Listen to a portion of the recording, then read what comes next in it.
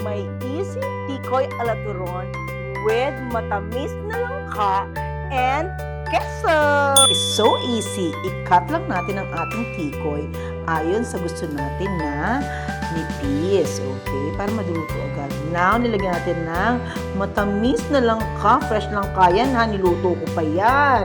O, balot-balot. Lagyan mo ng konting dancing. O, diba? Para mas masarap lagi ang luto.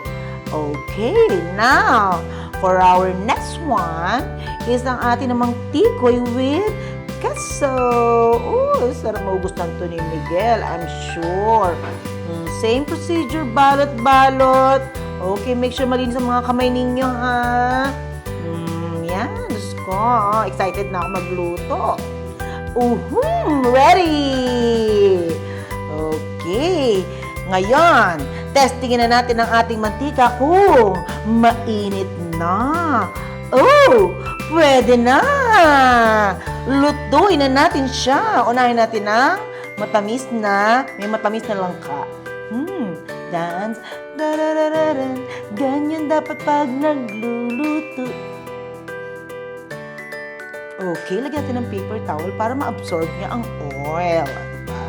And next is our tikoy with queso.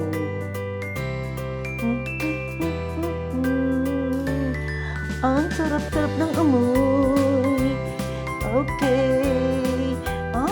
Ay, sarap. Dance to the mood. Ang sarap talaga. Tikman na natin! May easy tikoy alaturon with matamis na langka and queso. Tikman na natin. Tikman ko ng langka. Siyempre, kailangan queso. Langka.